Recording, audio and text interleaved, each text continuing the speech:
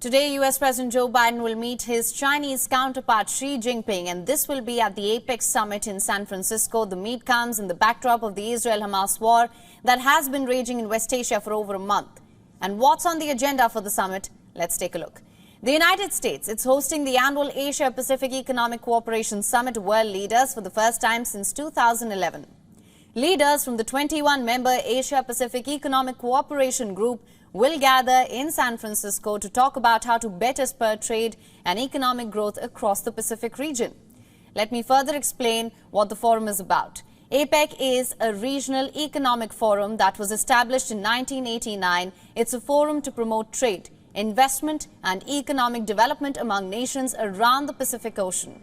The group started with 12 members in 1989, has since grown to 21, including China, Russia, Japan, the United States and Australia. Those member nations pack a punch, accounting for nearly 40% of the global population and almost half of the world's trade.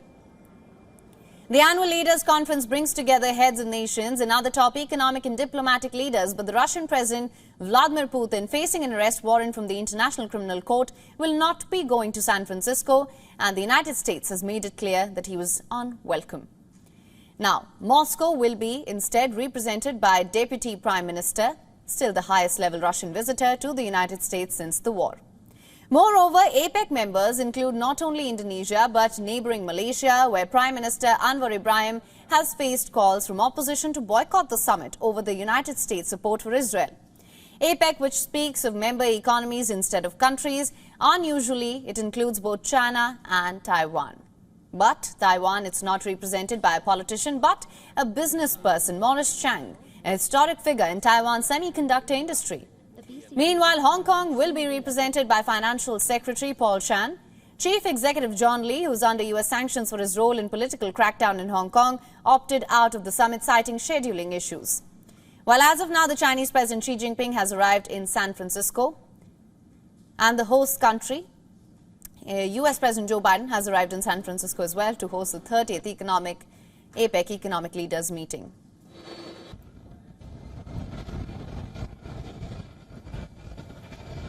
Let's also tell you why San Francisco was selected as the location for the summit. It was for its historic ties to Asia and its central role in global technology. But APEC is unlikely to offer a respite from the issue that has dominated the American president's attention for a month, the Israel-Hamas war. How effective is APEC? The forum, it has limited scope. It's centered on trade and economy. There's no military component. It wasn't forged by a world-altering event like a war. It technically has member economies, as I mentioned earlier, rather than countries. That allows room for participation by both China-ruled Hong Kong and self-ruled Taiwan. APEC's strength lies in its ability to get countries to work together on big initiatives and to ease business relations without binding agreements. Economists point to how APEC contributed to a reduction of tariffs and other barriers to trade. But the trade landscape is different now than when APEC began, in a period of increased globalization. The U.S. strategy has been focused on economic competition with China rather than cooperation. Even as U.S. leaders continue to stress the importance of cooperation, Biden is seeking partnerships with other nations in the region to develop alternatives to Chinese manufacturing imports such as electronic equipment, machinery, furniture, textiles and other goods.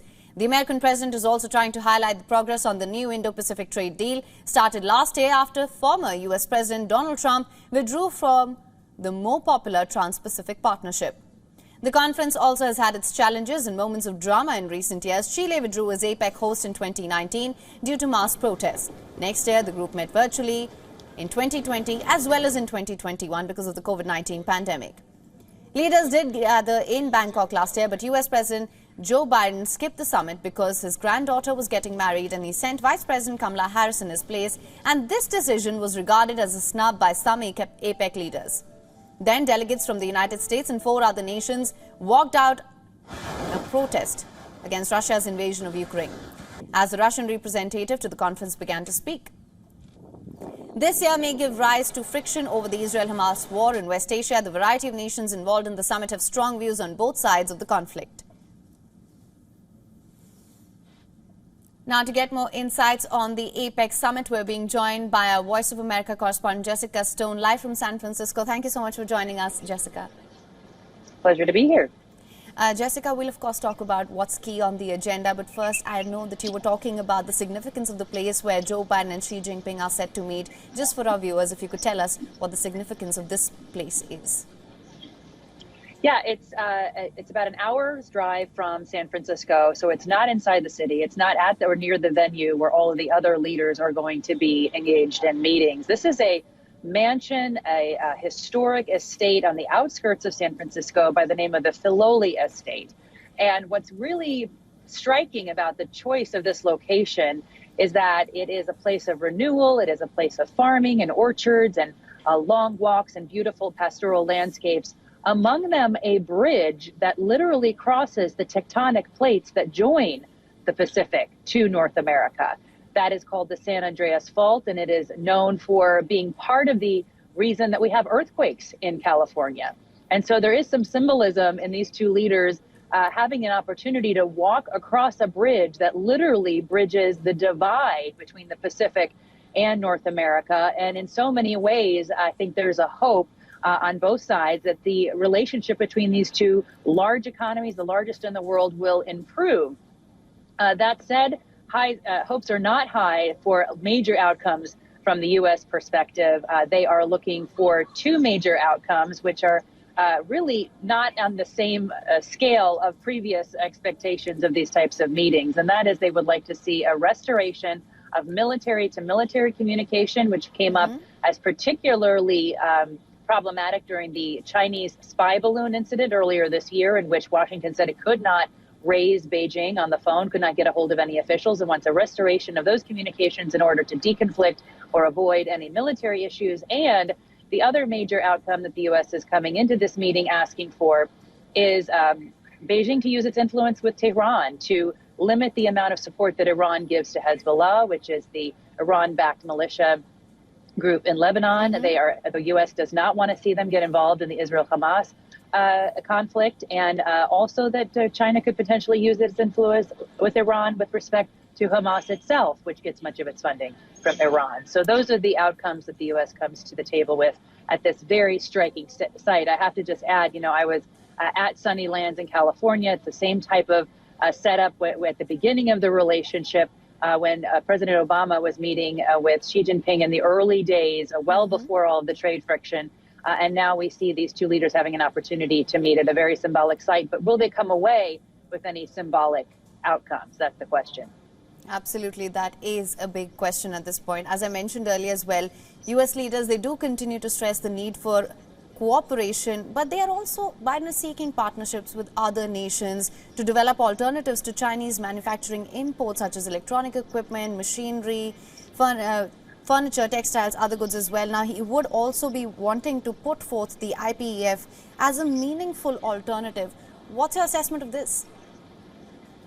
Well, the IPEF gets a lot of criticism from people that follow trade because it's not a trade agreement. And when the Biden administration proposed it, there were many critics around the world and on both sides of the aisle here in the United States that said this will not be attractive to other countries because there isn't an offer of market access. Well, there are those that make the argument that with the divisions in our own U.S. Congress, the U.S. doesn't really have the capacity to pass legislation which would underpin a free trade agreement. And so the best we can hope for is an open dialogue between the United States and all of these partner nations around issues that are important to free trade.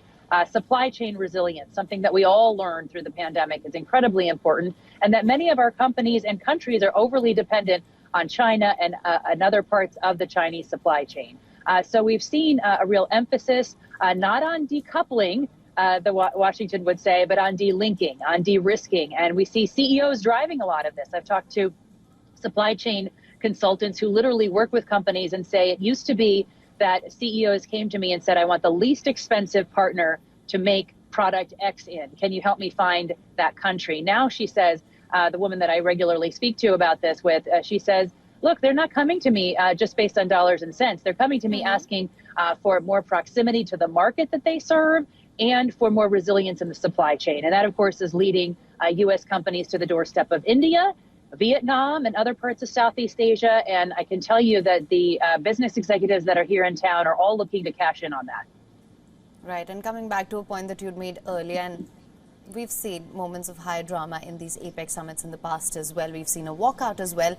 This year, the point of friction may be the Israel-Hamas war, as you mentioned also. So what can we expect in that regard?